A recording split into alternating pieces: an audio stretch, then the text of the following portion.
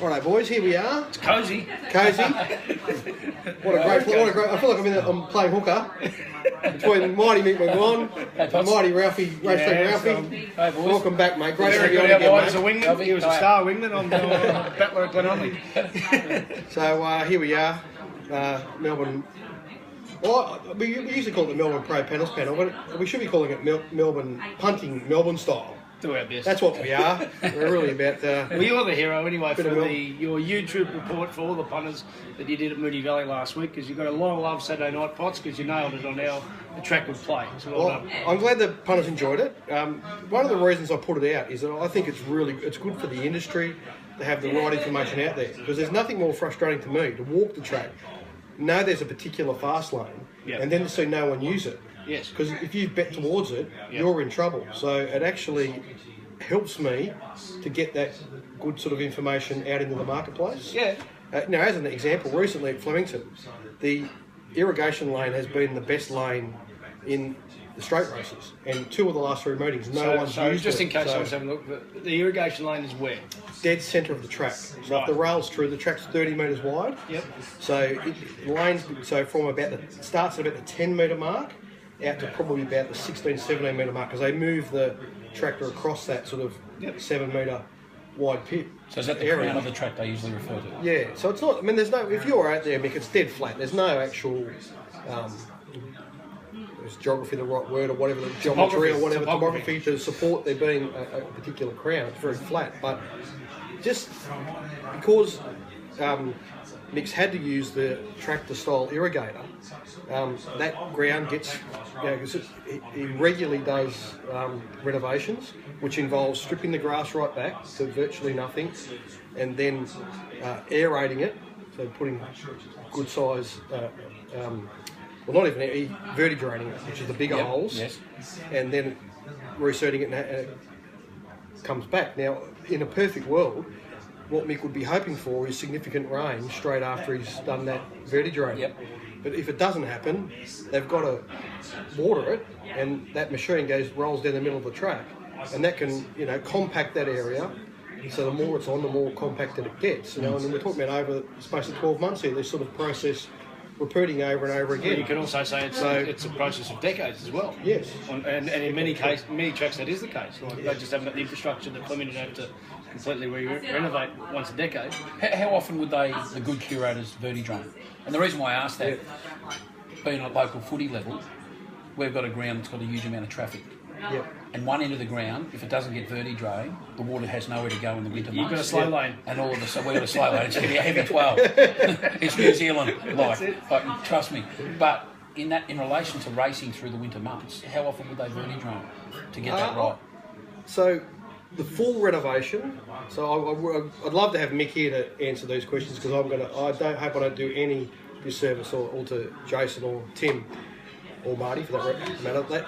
I think they do the full renovation 3 times a year. Right. I think, but they do smaller versions of it equally as often. So I would say somewhere between 4 and 6 times a year the track is vertidrained to some degree.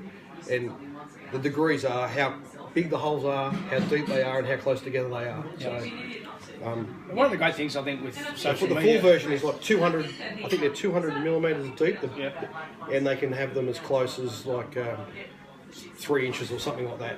I think one of the great things with social media and with various people's good analytical people, including the stuff you're now putting out and the stuff that Vince has put out, is that the track managers at first were a bit defensive, and now they thought, no, these blokes are onto something. I want to learn more, and it's become a two-way street, hasn't it? You've learned stuff off the curators, and the curators have learned stuff off the people measuring how fast the horses run, and in the end, we're getting better tracks repeatedly. And I think it's a good comparison with what happens up north, both in Sydney and obviously the Eagle Farm debacle, that we've held our line. We haven't listened to a lot of noise about the dangers of firm tracks, which is just complete nonsense because it doesn't stand up to any scrutiny whatsoever.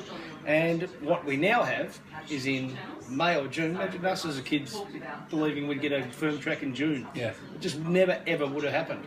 But so to have a firm track in June after some renovations, and it was a perfect track in Moonee Valley. I had little quirks about it, and I'll talk about some that I've noticed from Vince's data, but we're in the sweet spot in Melbourne racing. We've got curators who are guns at their job, who have the best information, who are prepared to listen, but love giving out information to punters too. And I think everyone's a winner, Potts, out of it. Absolutely. So can I just say, I saw some of the guys that put stuff out Twitter, so Adam Blankow and Graham Hoy, who provides all of us punters that are nowhere near Warrnambool with a similar information. It's always appreciated, Graham. So thanks to all those guys and others that had kind things to say, and I hope it helped. Me personally, it helped me focus on the horses in the right part of the field, which meant I quickly built a position on the day where I couldn't lose. But unfortunately, the results didn't quite fall to where I would have had a monster day. We're very close to having a huge day, but that's punting. I mean, there's the old joke where you're that far away from something. But if you can, for the punters, they've got my set. If you can put that kind of probability in your favour, it'll take care of itself over time. So, what would you think, Mick, as someone who loves racing and doesn't study it full time like we do, but you love it? What would you think leaders were disadvantaged on Saturday? I'm not setting up here. I just want to see as a regular punter. Because I've got commitments on Saturday. I've only probably looked at 3 races. And it was the first 3 races, so I had an investment in those 3. So I haven't seen the whole. So if we said Moonee Valley Rail True, well, you'd naturally take into account probably wind. The first component you'd probably assess. Tempo. Of the race condition. They're the probably 2 factors that I'd probably look to assess. Rail position. He said rail and true. He said rail and true. And colloquially, there's a belief that fence is a bit off at Moonee Valley. When rail's true. Do you suspect that, Potts, or do you think there are other factors? I've got a theory from St Vincent's data. I'll just see what your initial belief is, having walked at the meeting. So what I expected going out there is what you asked me before. And then sort of afterwards. I thought I would find. I wasn't sure what they'd had to undertake out there. I hadn't spoken to any of the guys at Moonee Valley in quite a while. But I was on the track for 200 metres, and I jerried very quickly to what had happened. Right. Which was? They have to that track.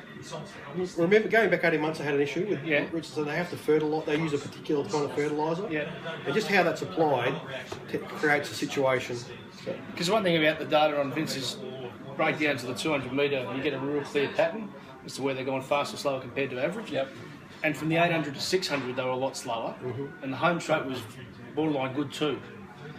So I think from that perspective, compared to whatever lanes they were, I think that what that's saying is the leaders hit the slower ground first, so they're going at their fastest, and the ones out the back aren't going at their fastest. If that makes sense. So it drains their energy. So there was this fast, and then you know what I mean? So they get devoid of energy as the others are increasing their speed. So do you find then when you're doing that assessment, you're saying to the uneducated that between the 800 and 600 metres when they pick up the tempo of the race, that was quicksand? No, but it wasn't. They were dropping the tempo. They were dropping the tempo because of that. So that's a disadvantage to on paces, because it's like going down the freeway. So you're inviting the back markers into the race. It's like going down the freeway and slamming your foot on the anchor. You're losing your momentum. So if it was a perfectly firm track, as you'd get in spring, let's say, or summer, that type of anchor drop would be the jockey's fault. It would be tactics. But I'm saying that clearly that there's a section of track, and it's an impossibility to get everything spot on. It's just the quirks of the day, and as Potts always says, it's a living, breathing thing, a racetrack.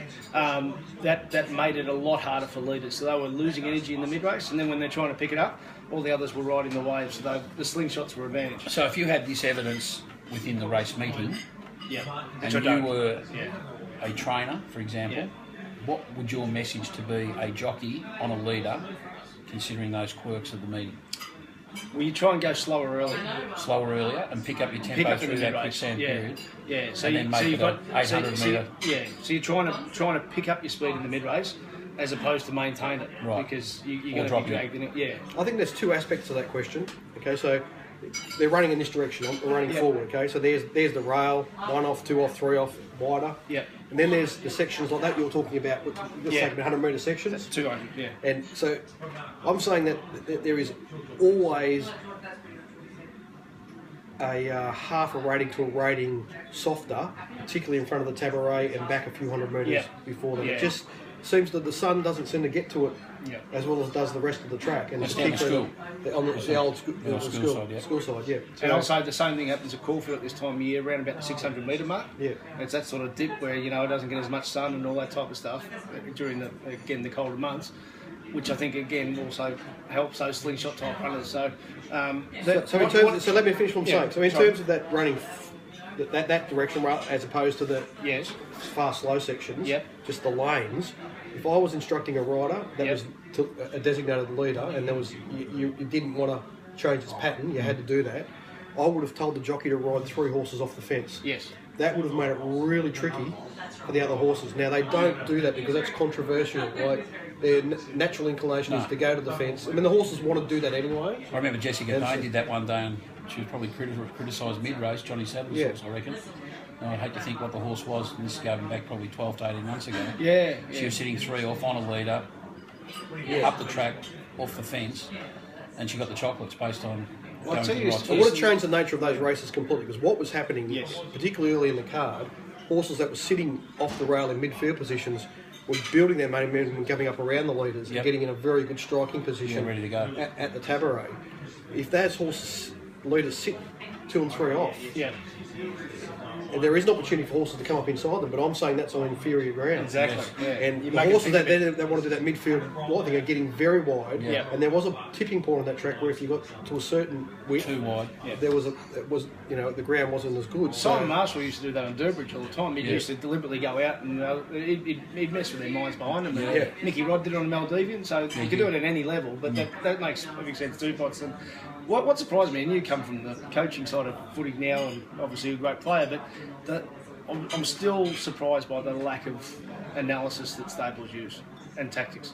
It's just, well, go out there, do your best to ride this quiet or go to the front or whatever, but it's the deep dive analysis is generally punters rather than the stables. Have the big stables got time to do that?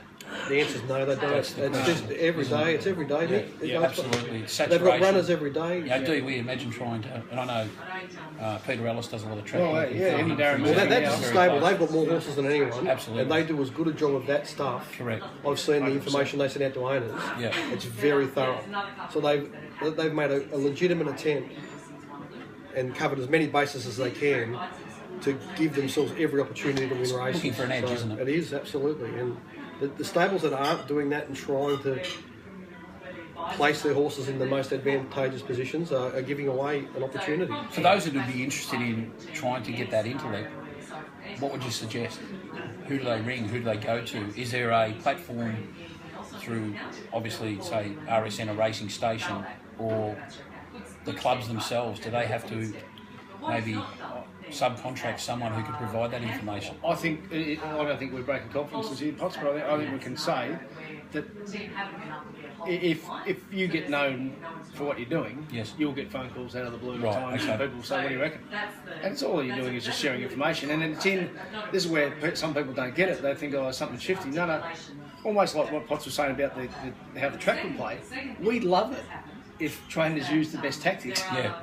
Because we're more confident about how a race will be run. And the more confident you are about how a race will be run, well, that can only increase wagering. So it's a two-way... it's a difficult situation because the stables can do it. Integrity gets involved then, doesn't it? No, but to me, that's even more... To me, that's greater integrity, as long as you're saying, we think this... Do you think this is a good or bad tactic? And we would say it's a bad tactic, or a good tactic, go for it, Or this is what your horse did do and you probably didn't know that. And to me, it's just sharing information. I don't think... And I think the problem is that years ago, that natural reaction is to say it's an integrity problem. To me, it's an integrity bonus if people are sharing good information. Yeah.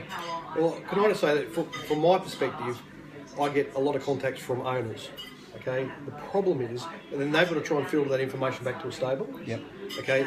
And I'm saying in the Weir case, they've got a really good team that produces that sort of information. Yep. But then even with them, they've got to get that information communicated correctly to the jockeys. Because the jockeys have also got their own, their manager and what other resources they use. Yeah. And they might have a different opinion. So the whole thing can get lost in things. So it's a very good question and it's very tricky. That'll do us for part 1. We'll be back shortly.